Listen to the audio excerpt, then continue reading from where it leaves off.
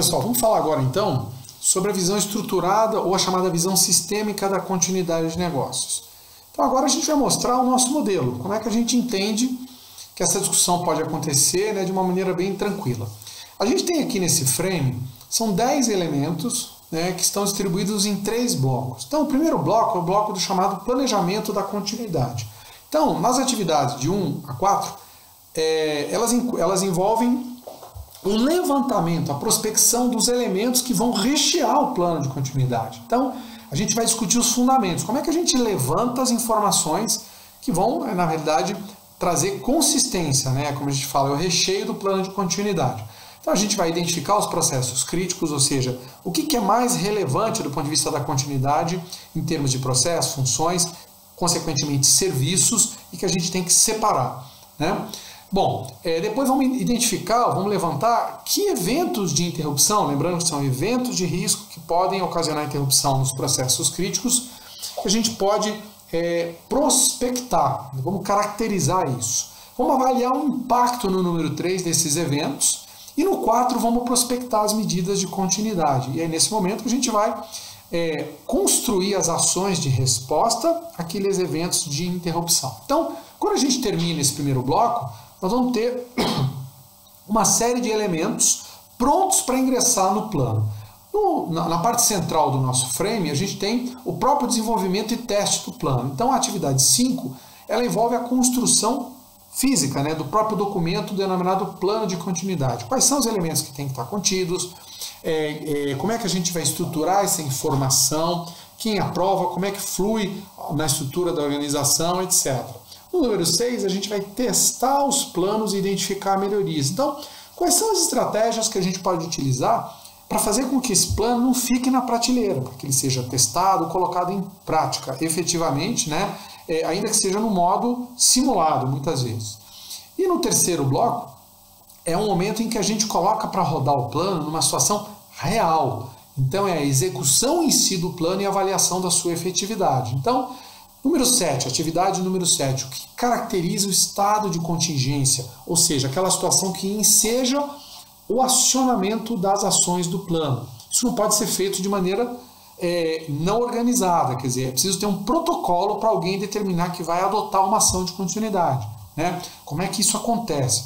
Número 8, como é que a gente gerencia essas medidas em curso?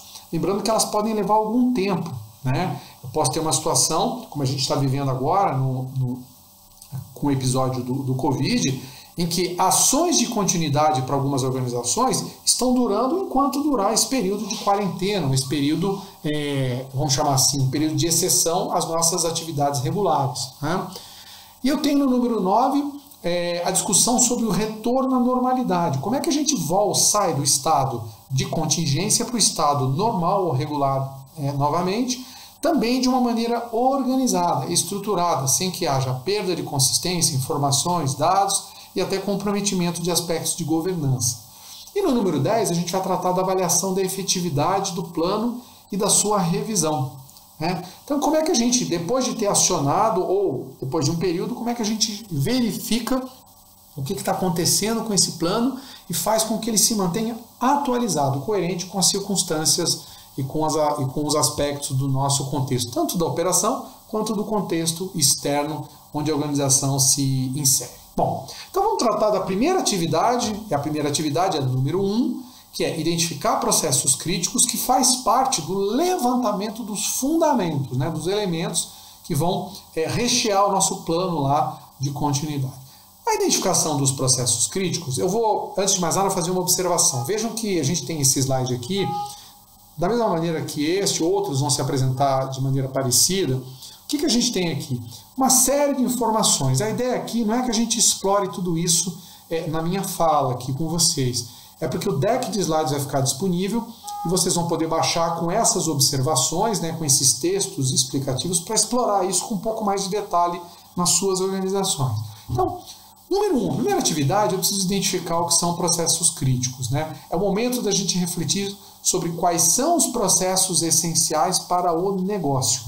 E nessa atividade, a gente vai se perguntar, né, quais interrupções na entrega dos seus produtos e serviços, né, mais atingem a organização e a expectativa das principais partes interessadas externas, dos clientes, né, em relação a esses processos. Então, a gente vai fazer isso para todas as atividades. A gente tem um pequeno fluxo demonstrado no slide, né?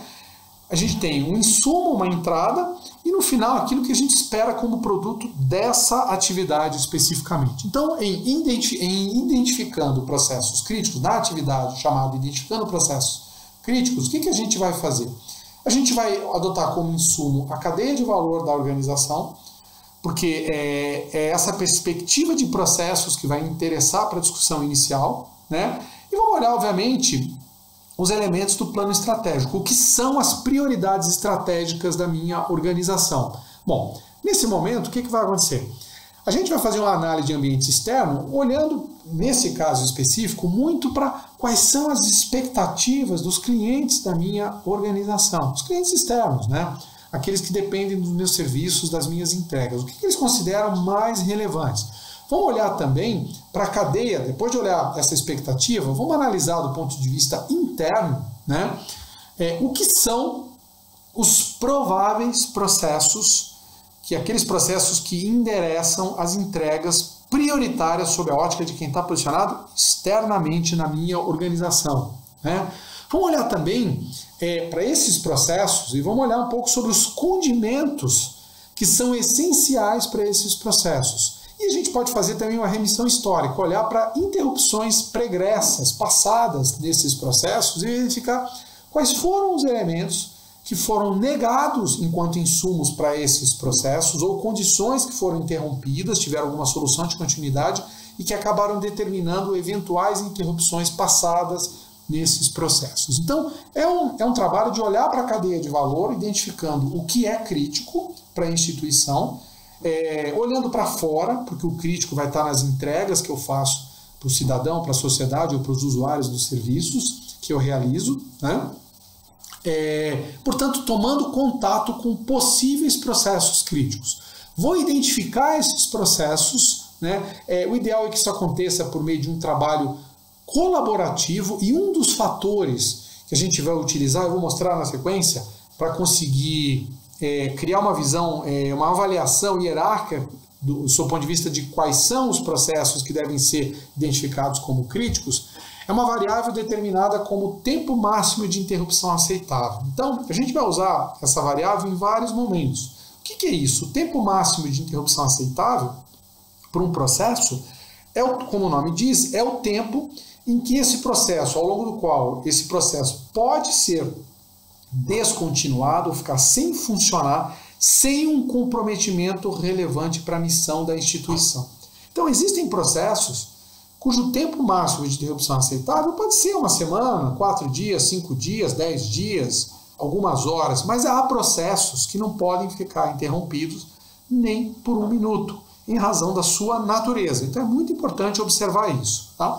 E aí a gente vai definir os processos críticos com base nesses resultados, nessa apreciação, né? Lembrando que isso pode ser feito com o auxílio de dados quantitativos. A gente pode valorar colocar, né, atribuir valor para alguns atributos ou variáveis e fazer uma tabulação desses aspectos para conseguir mensurar, ou seja, contar e ter um score em relação a cada um dos processos para identificar aqueles que têm uma pontuação maior e que precisam ser tratados na gestão da continuidade como processos críticos. A saída do processo são o quê? O conjunto dos processos críticos definidos e algumas eventuais diretrizes sobre isso. Bom, aqui a gente tem a cadeia de valor.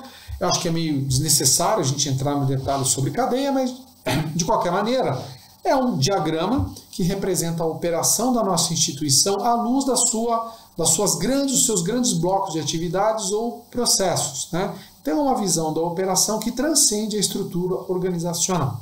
Então, a gente deve utilizar a cadeia de valor nessa discussão mais do que o organograma, porque o que interessa não é aquilo que vai interromper o funcionamento de uma área, mas é aquilo que vai interromper uma entrega, um serviço decorrente de um ou mais processos críticos. E essa visualização vai se dar por intermédio da própria cadeia de valor.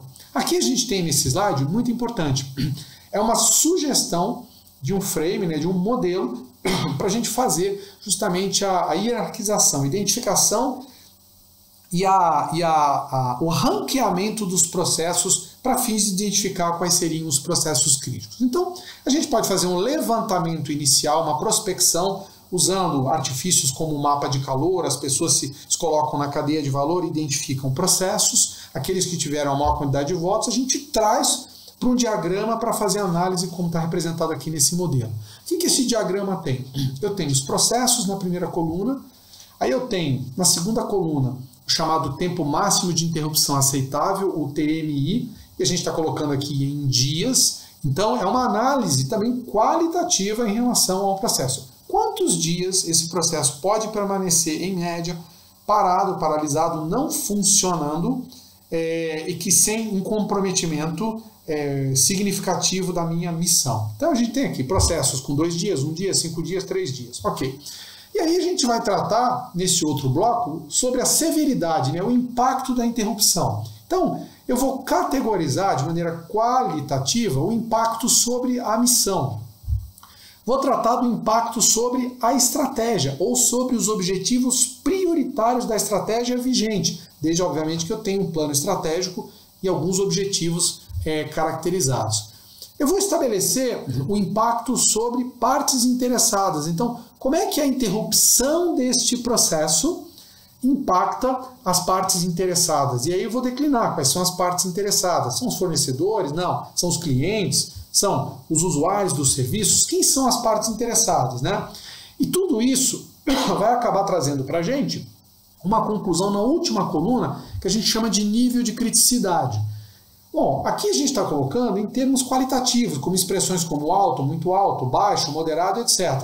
Nada impede que dessa discussão qualitativa isso migre para um score. Então eu posso caracterizar o que é alto. Alto é quando eu tenho um comprometimento em relação à missão, uma negação parcial de um dos elementos e tal. Vou criar um dicionário dizendo o que é alto, o que é muito alto, o que é moderado, baixo ou muito baixo, né? Vou associar a isso um score, uma variável, um parâmetro quantitativo, e posso obter um somatório. E posso, inclusive, ponderar isso com o TMI, com o tempo máximo de interrupção aceitável, na medida em que processos que têm um TMI menor, consequentemente têm uma menor tolerância em termos de tempo para interrupção, eles tendem a ter uma criticidade maior. Então, quanto menor o TMI, maior, tempo máximo de interrupção aceitável, maior é a criticidade. Vou lembrar que o tempo máximo de interrupção aceitável pode ser 0, no caso de um processo não poder, em qualquer hipótese, ser interrompido, senão, sob pena de impactar ou de interromper a prestação dos serviços críticos ou até de interromper a execução da missão da instituição. Ficou claro, então? Então, esse é um exemplo de modelo para a gente hierarquizar os processos e chegar nos processos considerados críticos. Bom, quando a gente fala de processo, pessoal, outra preocupação. Qual é o nível de detalhe? Então não vamos pegar processos no nível muito macro, aqueles processos na cadeia lá, nível 1, super macro, porque obviamente a gente não vai conseguir fazer uma análise apurada. E também não vamos pegar no nível quase que de atividade. Então, o ideal é a gente tratar de processos lá, provavelmente, por volta do 3º nível. Ou seja, são processos que a gente tendem ainda a ser processos transversais, importantes, mas são processos cuja análise resulta em coisas um pouco mais concretas, tá claro? Maravilha. Bom, uma vez que a gente já tem a lista dos processos considerados críticos, é sobre esses que a gente vai se debruçar, isso não quer dizer, pessoal, que os processos que não foram, no primeiro momento, identificados como críticos, eles não são relevantes. Muito pelo contrário. Mas só que a gente tem que começar o trabalho por algum lugar. E a nossa recomendação é começar sobre os críticos, porque eles são, né, os nervos expostos, por assim dizer, da organização. Bom, a gente tem a lista dos processos, vamos falar agora da identificação dos eventos de interrupção. Como é que a gente faz isso? Então, tem uma estrutura de trabalho aqui parecida com aquela anterior. E a identificação desses eventos é também um processo, né, que envolve uma reflexão sobre recursos chaves do processo. Então, veja bem, a gente vai falar de eventos de interrupção raciocinando que Eventos de interrupção são aqueles que negam ao processo alguns dos recursos fundamentais para que o processo rode.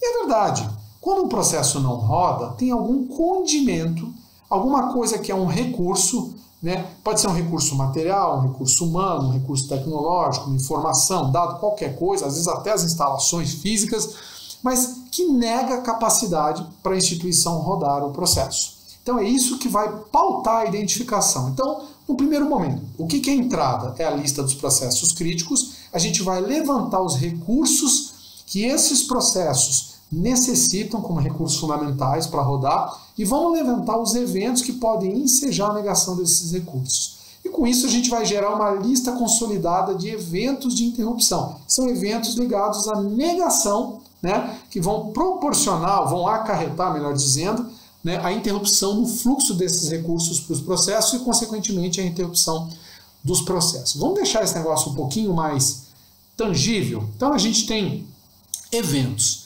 externos e eventos internos. Quando a gente olha para o funcionamento de uma organização, vamos imaginar um órgão, uma entidade do setor público, né? Eu tenho, do ponto de vista de eventos externos, riscos de natureza tecnológica, política, econômica, desastres naturais ou ambientais, são coisas, né, que vão me negar a possibilidade de lançar mão de recursos essenciais. Então, a situação que a gente está vivendo hoje, por exemplo, em relação ao Covid, a gente tem um comércio fechado. Uma parte do fluxo de bens e serviços, uma parte considerável, ela está negada. Então, se eu precisar de um insumo, se eu não tiver estocado com alguma coisa que eu precise lançar mão, naturalmente, este evento externo ele vai gerar uma interrupção no fluxo de um recurso essencial e interrupção do meu processo. Como eventos internos, a gente tem riscos relacionados a perdas ou ausência de recursos humanos, né? A gente hoje, se eu depender de alguém que está isolado por causa da pandemia, né? Está em quarentena, está isolado, ou a pessoa está internada, ou a pessoa está impedida de se deslocar e chegar até um local onde é essencial para prestar o serviço, realizar o processo, eu tenho aí a negação de um recurso humano. Disponibilidade de infraestrutura, de TI e comunicações, interdição de instalações, né? Questões ligadas a falhas humanas, intencionais ou não, fraude, sabotagem, tudo isso são eventos que podem acontecer no âmbito interno, na operação, e que vão acabar negando um recurso, né, ou degradando um recurso essencial para o nosso processo crítico. Então, esse é o momento de a gente levantar esses eventos. E uma estrutura de trabalho interessante é o seguinte, a gente divide esses recursos, né, em algumas categorias. Então, são categorias ligadas a quê? A infraestrutura, pessoas, né, tecnologia, informação, comunicação, etc. À medida que a gente faz isso, a gente divide esses recursos nessas categorias, fica mais fácil levantar os eventos que vão negar. Então, o que a gente faz? A gente pega um frame como esse aí, uma sugestão é fazer isso numa discussão estruturada, a gente bota em cima da mesa ou cola na parede lá uma folha de papel em que eu tenho no centro o nome do processo crítico. E eu tenho nas laterais, né, na periferia desse fórum, os eventos. Então a gente começa mais próximo do processo a levantar os recursos em 4 quadrantes. Recursos ligados a pessoas, a tecnologia, a suprimentos e infraestrutura e a informação ou autorizações, né? Fluxo de informação, autorizações. E aí o que a gente faz? A gente faz um trabalho, na verdade, de prospecção colaborativa com um grupo de pessoas, o ideal é que sejam especialistas no processo, em que a gente vai listar de uma maneira rápida todos os recursos que são importantes, são essenciais para o processo rodar. E no segundo momento, com base nesses recursos, nos quadrantes correspondentes, na parte mais externa, a gente começa então, a partir desses recursos, a imaginar, prospectar eventos que podem promover, ou melhor, provocar no caso, né, acarretar a negação desses recursos. Então, eu vou levantar primeiro os recursos e, na sequência, eu vou levantar os eventos que podem gerar. Então, eu tenho, por exemplo, se eu pegar uma situação de um processo, eu tenho pessoas. O que são recursos essenciais? Eu tenho um processo que é, por exemplo, faturamento ou execução orçamentária de um recurso. Então, eu tenho lá, como pessoas, eu tenho especialista na execução orçamentária, lá um profissional, por exemplo, de nível técnico, especializado na execução ou no manuseio do sistema corporativo onde eu faço a execução orçamentária. Então, esse é um recurso humano essencial. O que é um evento de interrupção que pode negar, né? Eu posso ter uma ausência por motivos particulares, doença, motivos pessoais, acima de um determinado número de dias desse profissional. Eu posso ter essa ausência pode ser motivada por várias coisas, ela pode ser motivada, como eu falei, por doença, um motivo pessoal, pode ser uma demissão, pode ser porque a pessoa passou num concurso, pode ser porque a pessoa teve um problema qualquer, enfim.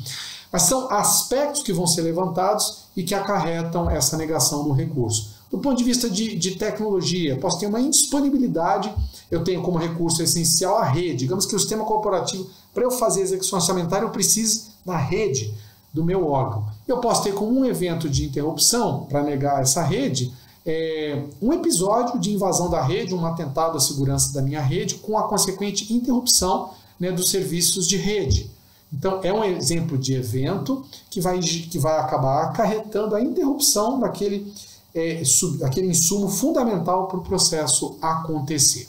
Tá claro? Bom, aqui a gente tem de novo o frame, para vocês darem uma olhadinha, né? A gente sugere a utilização, porque é um trabalho colaborativo, usa post-it, e a gente vai montando então esse mosaico aí do nosso processo.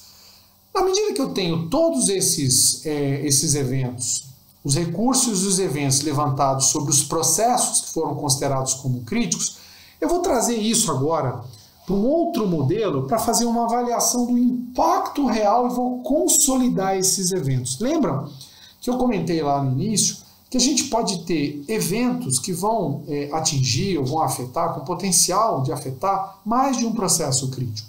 E eles, num primeiro momento, como a gente está levantando processo a processo, eles vão se repetir. Mas não é razoável que eu leve para a avaliação posterior, né, para o tratamento desses eventos de maneira repetida. Então, eu vou consolidar isso.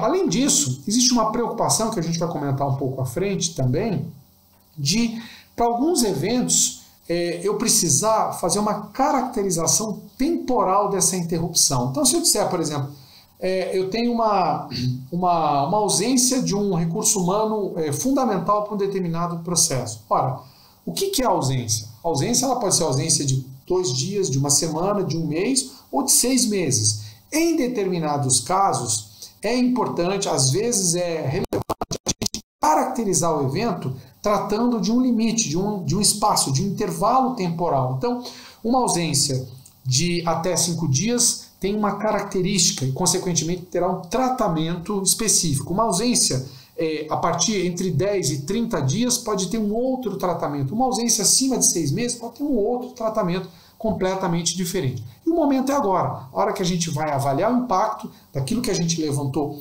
como eventos de interrupção e consolidar esses eventos. Bom, em termos de atividade, o que a gente vai fazer? O que é a entrada para essa atividade 3? É o inventário inicial de eventos de interrupção, aquele inventário que a gente criou baseado na análise, né, naquele frame processo a processo. Então a gente vai sair com um monte, né, uma série de possíveis eventos. Alguns vão ser levantados de maneira, como eu disse, repetida, né? A gente vai ter o mesmo evento e mais, referente a mais de um processo. Então a gente vai pegar esse inventário e vamos agora especificar os eventos e os cenários afetos a esses eventos. Então, como eu disse, para alguns casos é importante a gente contar uma certa história sobre como é que aquilo vai acontecer. Então eu pego um evento, digamos que eu tenha um evento ligado à indisponibilidade das instalações físicas em que a gente opera, em que a gente atua, né? Então, é um caso também que é importante eu dizer, é uma disponibilidade total ou ela é parcial? Se ela é total, por quanto tempo, né, eu vou fazer? Disponibilidade pode ser por até 5 dias, de 5, por exemplo, a 15, acima de 15 dias, acima de 6 meses. Né? Então, é o momento da gente caracterizar, fazer um contorno, desenhar melhor esses eventos que foram levantados de uma maneira geral lá, junto dos processos, e trazer agora para uma mesma tabela. Né? Bom, a partir daí a gente vai avaliar possíveis medidas, né, de controle que já estejam eventualmente até em curso, né, e vão ser levantadas possibilidades de redução dessa probabilidade, né, e do próprio impacto. Existem coisas que podem ser feitas direto, sem que a gente esteja no estado de contingência, ou algumas ações que podem ser implementadas de pronto, e que vão simplesmente reduzir a probabilidade daquilo nos afetar. É um bom momento para fazer. E vamos analisar o impacto desses eventos de interrupção. Então, para cada cenário que foi especificado, a gente vai fazer uma análise qualitativa para deixar bem claro de que maneira aquilo nos afeta, quão importante é aquilo. Por quê? Porque eu quero que isso esteja bem caracterizado para quando a gente for criar as ações de continuidade, ninguém tenha dúvida da necessidade de fazer aquilo. Então, a essência, a relevância das ações, elas, na verdade, ela está presa, essa relevância, a análise de impacto que eu faço sobre esses eventos. É ali que a gente vai deixar muito claro do porquê que a gente está tratando aquele evento. Então, a saída dessa atividade 3 como um todo são os eventos especificados, qualificados e selecionados. Bom, quando a gente vai avaliar os eventos, é importante considerar 3 coisas, né? Primeiro, aquilo que a gente falou. Eu tenho que estabelecer cenários diferentes, em alguns casos, porque eu posso ter a duração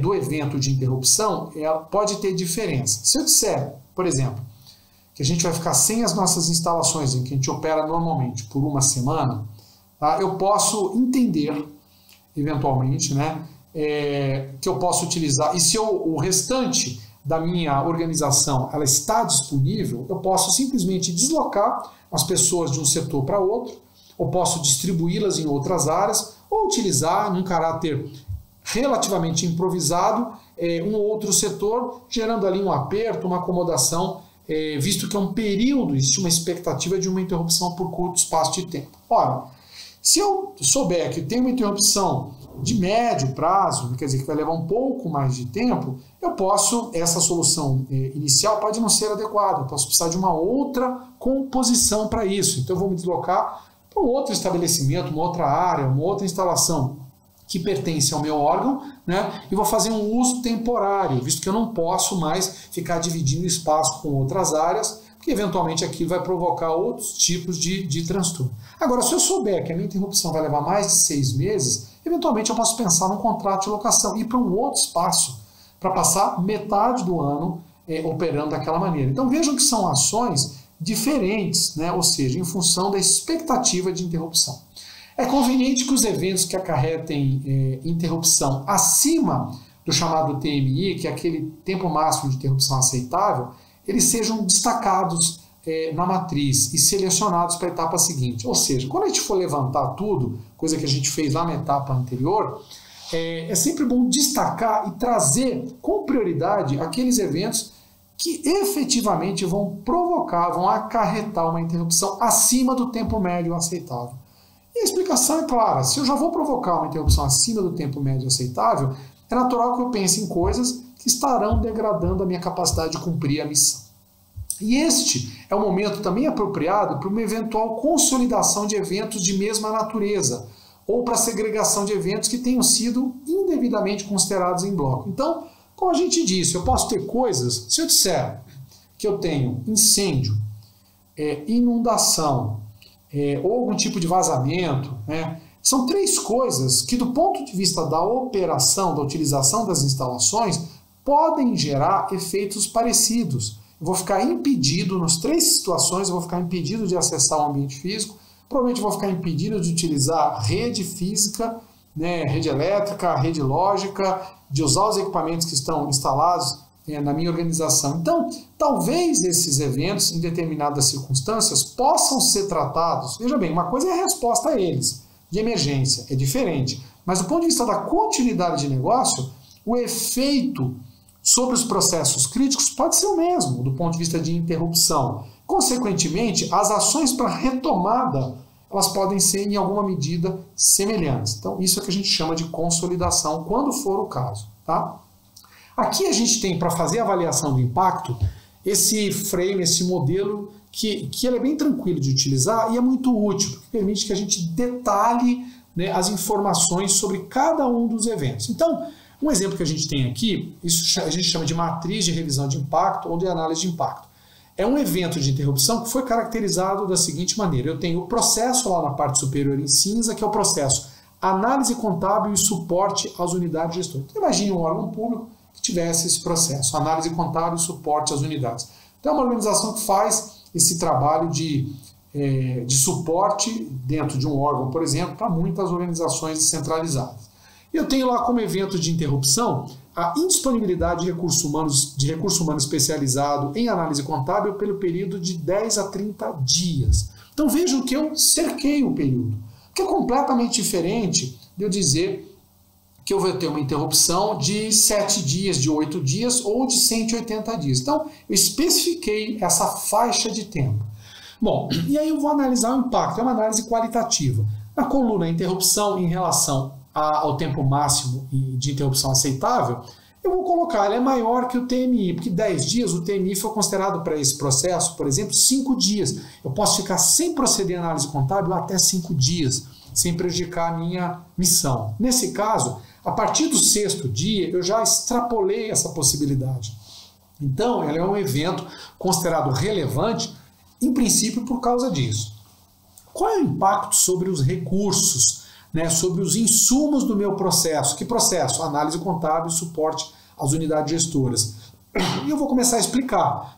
O RH representa o recurso mais importante para a realização das análises. Estou explicando. Conhecimento, experiência, capacidade de contato com órgãos externos são aspectos importantes que serão significativamente comprometidos. A gente vai arrazoar, pessoal, sobre por que e qual é o impacto em relação a recursos explicando, nesse caso, que se tratam dos recursos humanos. Eu vou fazer uma análise do impacto no produto final. Então eu digo, a interrupção da análise de discrepâncias e dúvidas de natureza contábil das unidades vinculadas, bem como a consequente interrupção da atualização do manual de procedimentos. Então, eu estou deixando claro que tipo de produto vai deixar de acontecer, deixar de ser entregue, por força da indisponibilidade do RH. Faço a mesma coisa para os clientes e partes interessadas. E vou analisar também quanto à reputação. Então, por exemplo, na reputação eu vou dizer, a solução de continuidade no equacionamento de discrepâncias contábeis pode comprometer a imagem da setorial de contabilidade junto às unidades vinculadas e ao órgão central do sistema.